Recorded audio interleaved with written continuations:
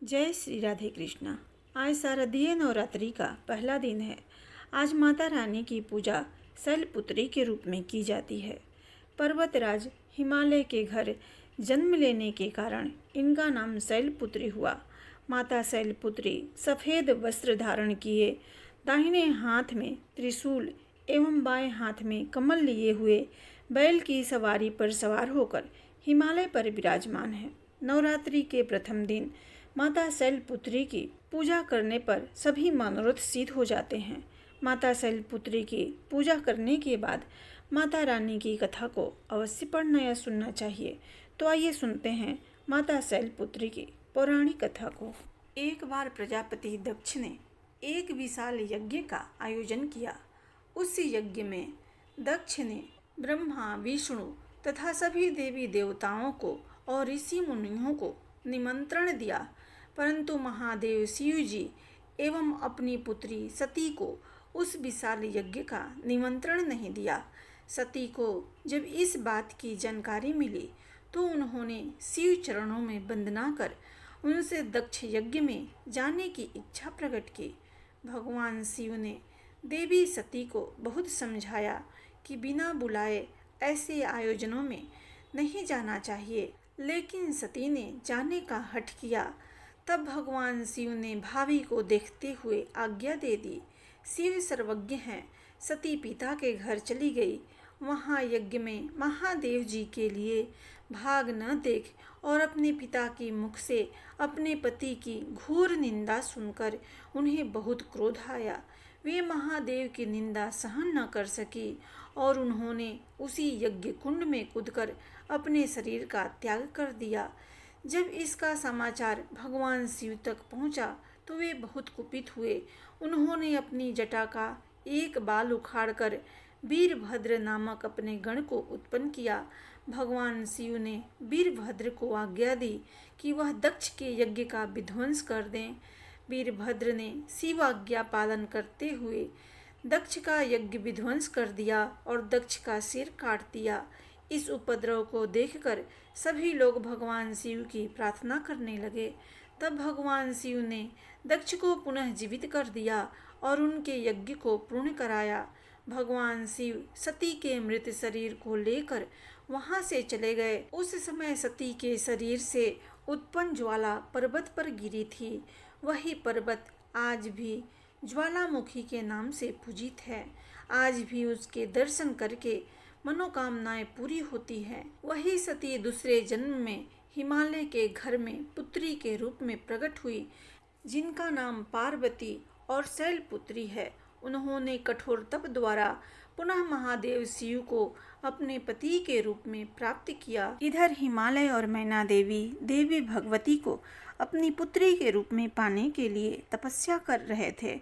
तब माता जगदम्बा ने उनके तप से प्रसन्न होकर उनके घर पुत्री के रूप में आने का वचन दिया। जब माता रानी हिमालय के घर प्रकट हुई तो वह दिन बसंत ऋतु के चैत्र माह की 9वीं तिथि थी। उस समय आधी रात को मृगशिरा नक्षत्र था। देवी के जन्म से सारे संसार में प्रसन्नता छा गई। मंद मंद हवा चलने लगी। सारा वातावरण सुगंधित हो गया। आकाश में बादल उमड़ आए और हल्की हल्की फुहारों के साथ पुष्प वर्षा होने लगी। तब माँ जगदम्बा के दर्शन हेतु विष्णु जी और ब्रह्मा सहित सभी देवी देवता गिरिराज हिमालय के घर पहुँचे।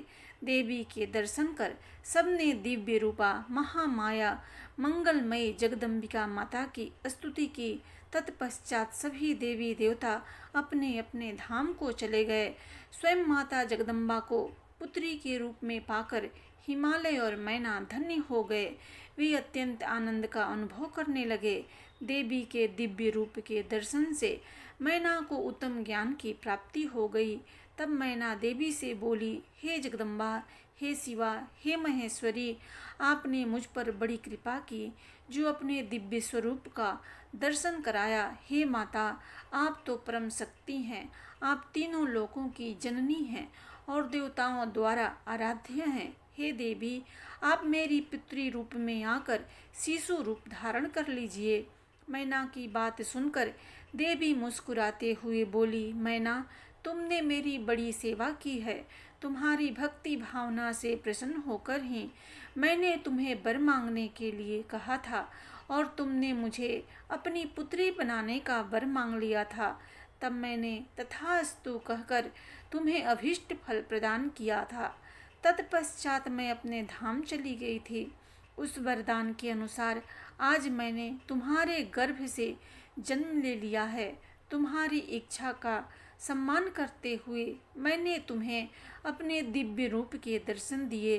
अब आप दोनों दंपति मुझे अपनी पुत्री मानकर मेरा लालन पालन करो और मुझसे स्नेह रखो। मैं पृथ्वी पर अद्भुत लीलाएं करूंगी तथा देवताओं के कार्यों को पूरा करूंगी। बड़ी होकर मैं भगवान शिव को पति के रूप में प्राप्त कर उनकी पत्नी बनकर इस जगत का उद्धार करूंगी। ऐसा कहकर जगत माता देवी जगदम्बा चुप हो गई। तब देखते ही देखते देवी भगवती नन्हे शिशु के रूप में परिवर्तित हो गई। मैना के सामने जब देवी जगदम्बिका ने शिशु रूप धारण किया तब वे समान बच्चों की भांति रोने लगी। उनका रोना सुनकर सभी स्त्रियां और पुरुष को उस समय वहां उपस्थित थे प्रसन्न हो गए। उस श्याम कांति वाली नीलकमल के समान शोभित उस परम तेजस्वी सुंदर कन्या को देखकर गिरिराज हिमालय बहुत प्रसन्न हुए। तब शुभ मुहूर्त में हिमालय ने अपनी पुत्री का नाम रखने के बारे में सोचा। उस समय मैना और हिमालय बहुत प्रसन्न थे। तब देवी के गुणों और सुशीलता को देखकर उनका नाम पार्वती रखा गया। चंद्रमा की कला की तरह हिमालय पुत्री धीरे धीरे बड़ी होने लगी। उसके अंग प्रत्यंग चंद्रमा की कला एवं बिंब के समान अत्यंत शोभायमान होने लगे। गिरिजा अपनी सहेलियों के साथ खेलती थी। पार्वती अपनी सखियों के साथ कभी गंगा के रेत से घर बनाती तो कभी कंद्र क्रीड़ा करती। खेलती खेलती वे बड़ी होने लगी। तब वे शिक्षा के योग्य हो गई तो आचार्यों ने उन्हें विविध धर्म शास्त्रों का उपदेश देना प्रारंभ किया। उससे उन्हें अपने पूर्व जन्म की सभी बातें स्मरण हो गई। इस प्रकार माता दुर्गा ने शैलपुत्री के रूप में जन्म लिया। प्रेम से बोलिए माता शैलपुत्री की जय।